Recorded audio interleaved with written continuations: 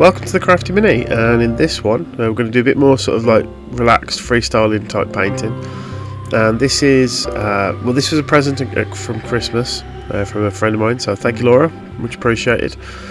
And we had finally getting around to painting some of the gifts I've got this year, and this is the first one. So it's like a book nook, or maybe like you could do it like a 3D wall art picture or something. And it's Cthulhu. You all know by now my love for H.P. Lovecraft and the cosmic horror. So in this one we're going to paint it, so having a bit of fun with this, going a bit more loose with the way I'm going to paint, which you'll see later on in the video. So starting off, just giving it a nice base coat. So I wanted a deep purple base coat because we're going to do like a contrast with the colours. So this is getting slapped on all over.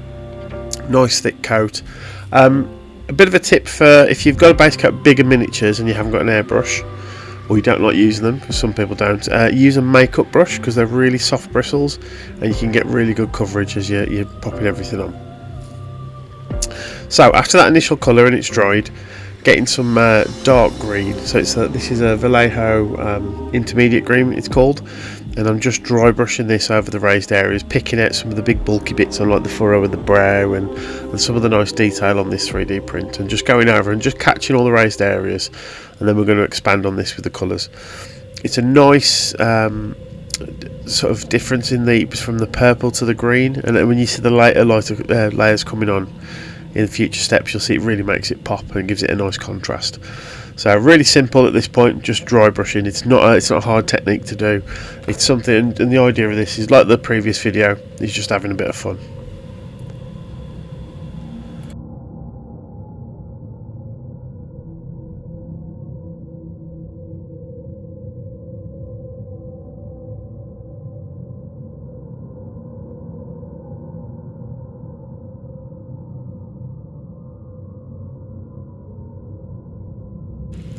Right, so at this point we're actually going to use a sponge. So I've got a small packing foam, just ripped a chunk off.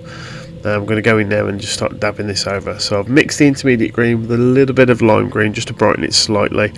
Then I'm going in and picking out particular areas, and also some bits that the brush didn't quite get into when I was dry brushing. And you'll see now it's starting to pick out all the detail on like the raised areas of the knuckles, again the eyebrow and all those little sort of pimples that are on it. The split between the two main tentacles on the front, and the idea is it's just picking up the raised areas, and I'm just going in dabbing very gently as you dab in as well with the sponge, because you don't want a uniformed pattern across everything. You just basically rotate it and move it around and move the actual piece around, and you just get a better variation when you're dabbing this sponge on. And this is going on pretty much all over. If there's any areas the sponge can't reach into, or at the back of the piece that you're not going to see, I don't bother. I'm going to keep that the dark purple, and this layer is purely to add a lot of contrast, and then we'll keep going on with this and do lighter colours as we go through.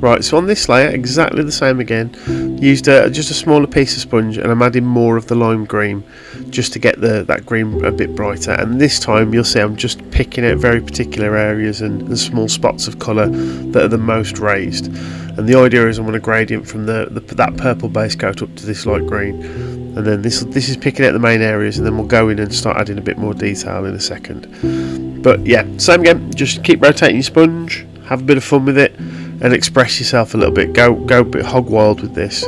It's a fun way of painting one of these bigger miniatures, and you haven't got to be too precise and too neat, and it's surprising how quick you can pick up the detail. And every so often I just stop and have a look, make sure I'm not really putting too much on or covering up too much of that previous layer, and just go back and forth. And if I need to go back to the previous colour, I will do, to cover up any areas. And if you do that, the paints will actually mix on the miniature, and you get another variation of green, and it all adds to it in the end.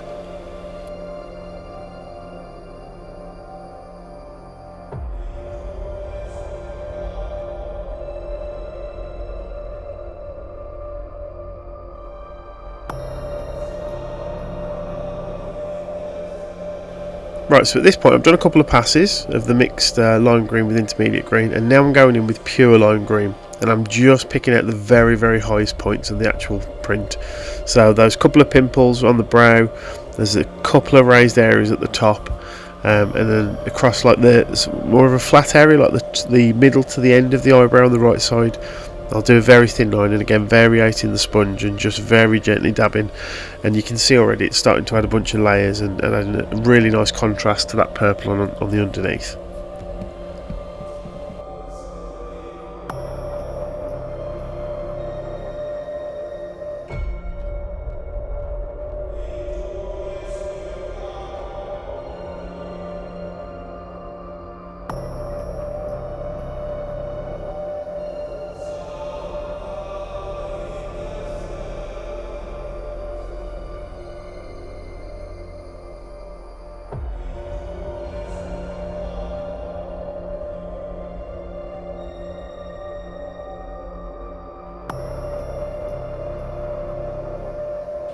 Right, so at this point I'm concentrating on the eye. Obviously it's been caught a few times by the sponge, and this is obviously going to be the focal point of the actual piece. So I'm going to go in now with the intermediate green and just cover the entirety of the eye, because I want to have effectively that colour scheme running through this, and I'm going to build up layers to a lighter green.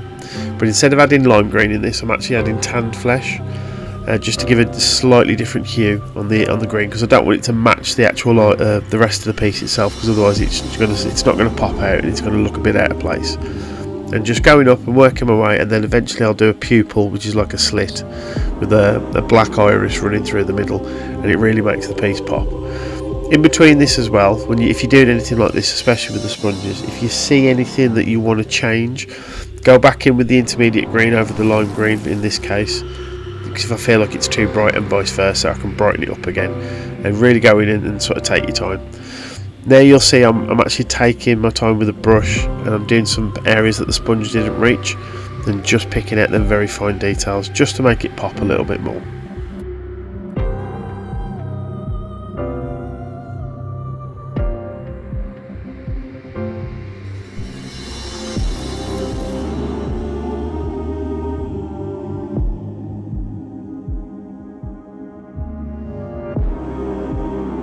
Now at this point with the pupil, you can see where I'm adding more of that tanned flesh, and I've basically done like a slit across down from the bottom. I don't want it looking too human, because obviously this is the Lord Cthulhu himself, and he's a strange creature from another cosmic realm. And yeah, just so then once that blended with the flesh has gone in, you'll see there. Now I'm actually going back to the intermediate green. Again, this all marries with the whole colour scheme of the whole piece. If you look at it, there's only 4 or 5 colours I'm actually using. I'm going to mark out the main sort of pupil, and then we're going to do a black streak right in the middle at the end. And this just sets it apart. It makes it a nice focal point. And then when we come in and do all the varnishes at the end, it's really going to punch and stand out.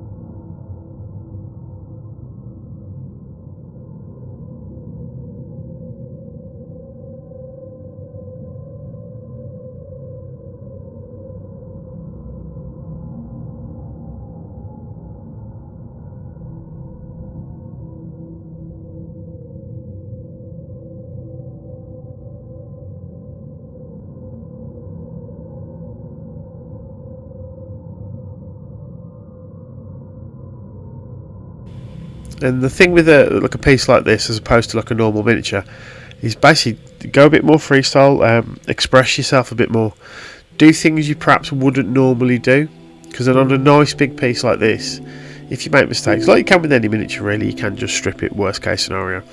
But it's nice just to express yourself, use colours that you wouldn't normally use in tandem. Like I've never really done a purple and a green mix, and you'd be surprised the sort of results you can come up with.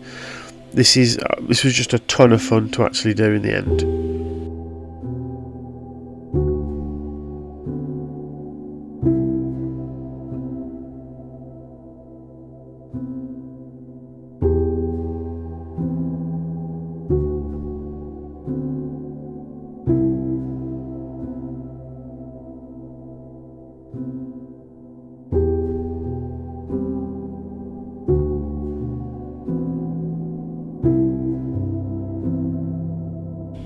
Right, so we're going to finish the last few pieces now, pick out the actual pupil and then paint the box that the piece is printed in, and you'll see the finished results. And again, it's not the most intricate and detailed piece, but it's a lot of fun, and it really does pop and it looks cool. Little things you can do, so I've done a nice gloss varnish on the eye to make that look wet and stand out, and then on the skin and all the other bits of flesh I've done a satin varnish. And then on the fingernails and the actual frame have had a matte varnish, just so you get some variation in the colours. But thank you all very much for watching, hope you've enjoyed it. Don't forget to like, comment, subscribe and all that stuff, and we'll see you on the next one. Cheers!